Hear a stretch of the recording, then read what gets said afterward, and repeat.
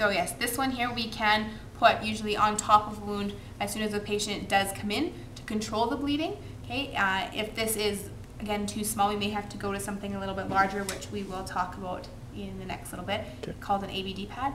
Once we're ready to bandage the wound, we don't like to use these just for the sole purpose is that they will stick once the blood starts to dry, and once that patient does go to remove it, it's going to remove all that dried blood and you're going to have that wound bleeding again and being completely exposed.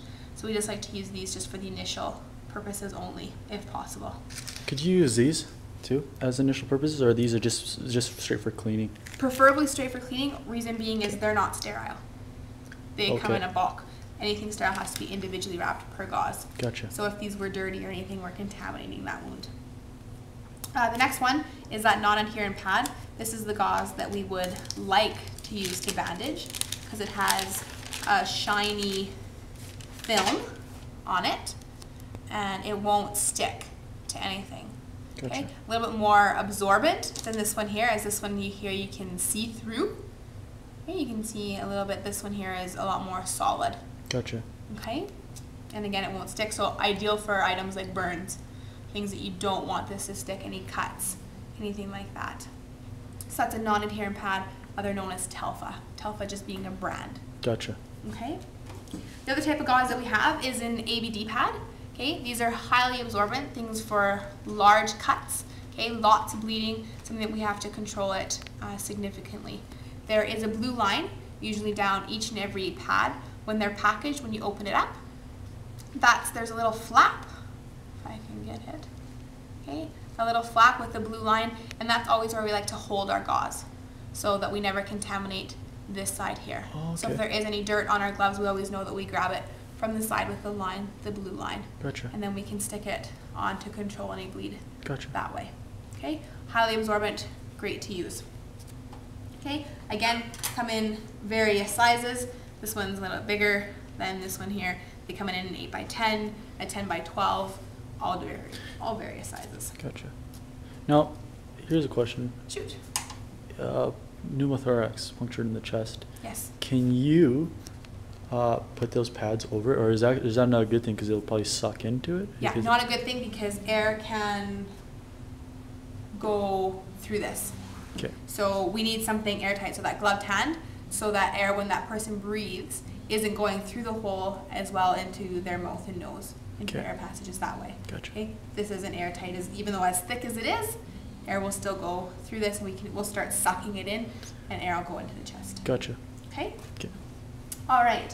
Next gauze that we do have is called tubular gauze.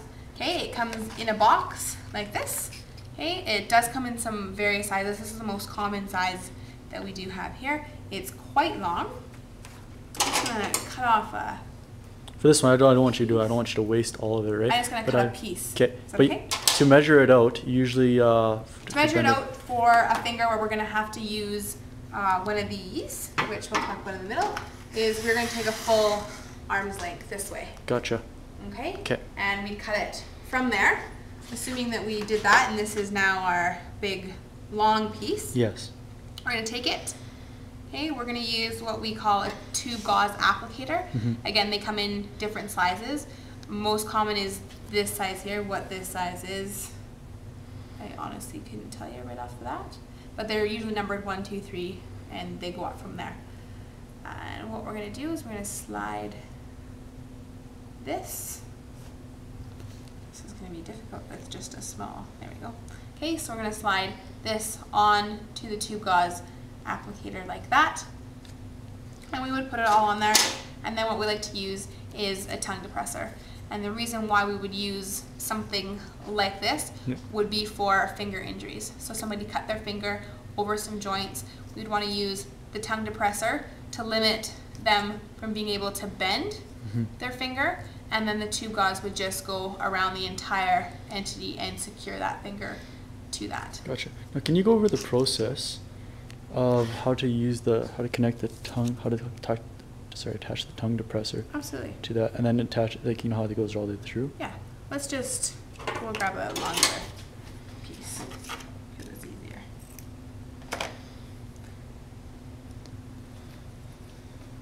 Okay, so we would put the tube gauze on our tube gauze applicator, leaving about 1 inch. Okay.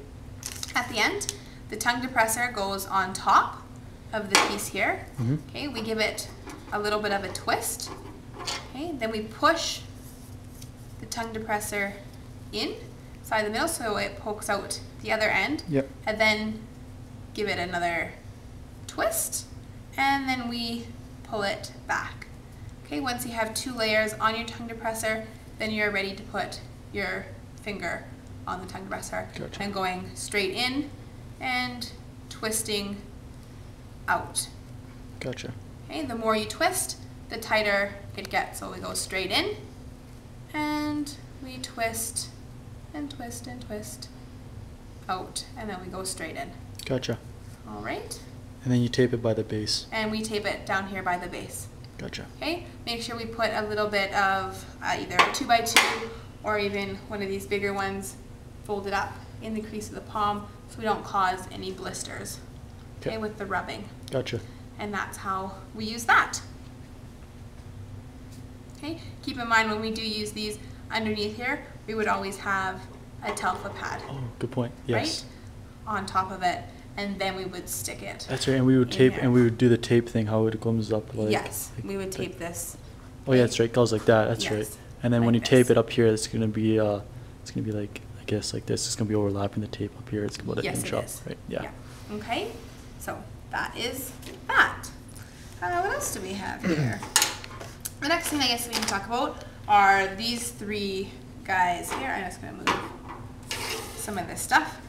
So this here is what we call a tensor. A lot of people think that these are how and what we want to use it for sprained ankles and things like that. But as you can see, this here has a lot of elasticity to it, and it allows us, not knowingly, cut off circulation very, very easily.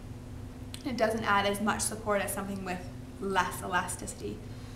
So this we prefer to use for things just like securing a splint to an arm or items like that, or a leg. Okay. But not for things where we need to actually support something that has been torn, so a sprained ankle, something for tendonitis. Gotcha. Okay, so that's what we call a tensor. How do you tell the difference? Is it just the only way is just to stretch it? Yes. Okay. Stretchy, and also usually the color is quite different. Gotcha. Okay, but mostly the elasticity, if for some reason it got bleached. This here is called a crepe. This is what we like to use to secure ankles and things like tendonitis in the wrist. Okay, as you can see, a lot less give, which will provide a lot more support to the injured part. Okay, so crepe, tensor. Gotcha. Okay, so this one here is another form of a crepe, just a little bit less in value, but again, we don't have that give that we do in a tensor. Gotcha. Okay, so this would be an alternative to this. Okay, this is just a better quality, higher brand, if you would, than this is. Gotcha. Okay, so those are those. Then here we have an instant warm compress or heat pack, and this is a cold pack. And how you use these, just pop them, give them a shake, and they're instantly hot. Same thing here with the cold pack. Pop them, give them a good shake, and they will be cold. Okay. Primarily, we would more use the cold pack for injuries, so sprains, strains, fractures, things like that. If for some reason you do have a sprain or a strain and the cold compress isn't working, then we say that they can go home and alternate between cold and hot. Okay, so ice would go on for 10 minutes, off for 5. Heat would go on for 10 minutes, off for 5. And we would keep going. Now what was it, now can you explain the difference of like why we use cold and why we use hot, heat? Why you would use, like why would you alternate them, or why would you use one over the other? Sure, why do you use cold? And then why do you use hot? What's the reason? Okay. You know, cold, what cold's going to do is, if you do have a bleed, it's going to constrict your blood vessels to help control with bleeding, as well as cold would remove or limit the amount of swelling that may come from an injury. So cold primarily. When we would use heat are things for, Okay.